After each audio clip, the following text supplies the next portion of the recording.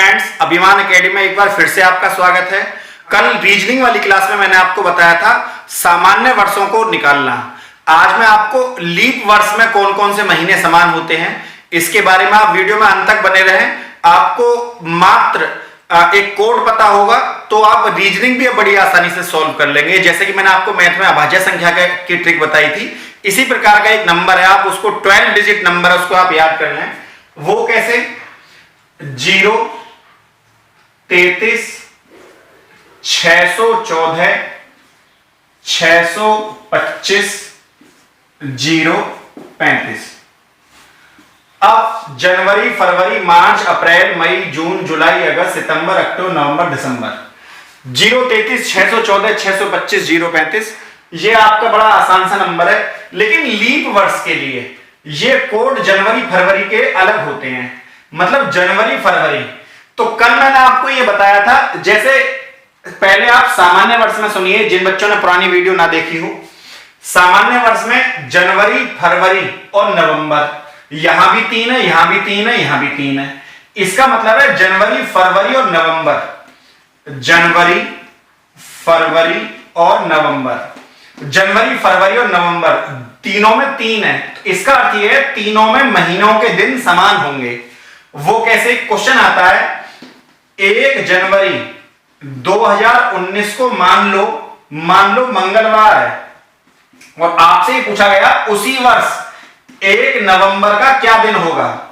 तो आपको कुछ नहीं करना, आपको देखना 2019 सामान्य वर्ष है, लीप ईयर नहीं है। लीप ईयर होती तो 4 से कट जाती। 1 जनवरी का मंगलवार दे रखा, तो 1 जनवरी और 1 नवंबर और 1 फरवरी का एक ही दिन होगा, तो 1 नवंबर का भी मंगलवार ही होगा। या आपको इसमें कोई चेंज नहीं करना। निकल गया क्वेश्चन। आपको ये तो हो गया सामान्य वर्ष में, लेकिन ये मैं आपको पहले ही बता चुका हूं, ये उन विद्यार्थियों के लिए है, उन बच्चों के लिए है जिन्होंने पहले वीडियो ना देखी हो। अब हम निकालेंगे आज लीप वर्ष का। लीप वर्ष में आपको कुछ नहीं करना, केवल ये जो दोनों डिजिट हैं सामान्य वर्ष की, इनको आपको नहीं देखना है।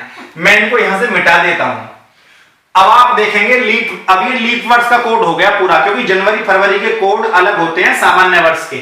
सिंपल ईयर में 365 दिन होते हैं, और अधिवर्ष भी बोलते हैं लीप वर्ष को, और लीप वर्ष में 366 दिन होते हैं, क्योंकि फरवरी 29 दिन की होती है। अब आपको क्या करना है? आपको देखना है कौन कौन से महीने समान है। जैसे कि आप देख रहे हो यहां 6 है, तो ये हमारा कोड हो गया जनवरी का। मैं यहां पर इनके ऊपर लिख देता हूं जनवरी, फरवरी, मार्च, अप्रैल, मई, जून, जुलाई और अगस्त और सितंबर, अक्टूबर, नवंबर और दिसंबर। ये आप इससे MAY मई, क्योंकि M से मार्च भी है, मई भी है, तो मैंने इनको अलग अलग कर दिया। आप समझ रहे होंगे हर डिजिट एक महीने को शो करती है। अब यहां 6 है, तो इसका मतलब है जनवरी बराबर किसके है? और 6 का है, और 6 है अप्रैल में, तो इसका मतलब है अप्रैल। और कहां पर 6 है? 6 है जुलाई में, इसका मतलब है जुलाई। इससे आप एक बात समझ रहे होंगे, इससे आपको यह बात पता लगी कि अगर 1 जनवरी या 15 जनवरी का रविवार है, तो 15 अप्रैल का भी रविवार होगा, 15 जुलाई का भी रविवार होगा। लेकिन शर्त यह है कि वो लीप वर्ष के लिए है, और अगर सामान्य वर्ष के लिए होता तो इन दोनों को मैं ना लिखता, जो ऊपर के 03 लिखा हुआ था मैं उसके हिसाब से देखता इनको। आप पिछली वीडियो प्लेलिस्ट में जाकर देख सकते हैं। अब ये हो गया तीनों महीने समान। इसका अर्थ मैं आपको बता चुका हूं। जैसे कि 15 जनवरी का जो दिन होगा वही, जैसे कि 15 जनवरी का मान लो कि सैटरडे है।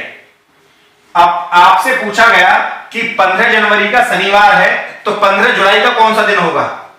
इसको घुमा घुमा के पूछते हैं कि रीता अपना जन्मदिन 15 जनवरी सैटरडे को मनाती है, उसका भाई का जन्मदिन उसी वर्ष 15 जुलाई को आता है।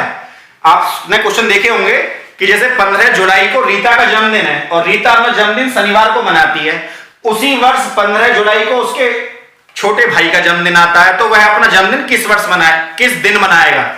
तो आपको कुछ नहीं करना, आपको देखना है लीप वर्ष है, और ये मान लो 2020 दे रखी है, 15 जनवरी 2020, तो और ये लीप ईयर है 2020। तो आपको केवल ये देखना है कि जो चीज 15 जनवरी की है वो 15 जुलाई की भी होगी, तो 15 जुलाई का भी आपका सैटरडे हो गया। निर्विवाद आपको कोई इसमें कोई प्रॉब्लम नहीं होनी चाहिए। चलिए और महीने देखते हैं, क्योंकि इसमें और भी बहुत सारे महीने हैं जिनको हमको निकालना आना चाहिए। एक ये याद कर लो आप, जैसे मोबाइल नंबर याद करते हो किसी का, इसी तरह ये याद कर लो, एक नंबर आपका पक्का। आप देख रहे हो यहां पर 2 है फरवरी में, तो फरवरी हम यहां लिखेंगे, फरवरी में 2 लिख लिया हमने। अब 2 कहां पे आपको देखना, 2 है अगस्त में। इसका मतलब है लीप ईयर में फरवरी और अगस्त के महीने समान होते हैं। यदि 1 फरवरी का सोमवार है तो 1 अगस्त का भी सोमवार होगा।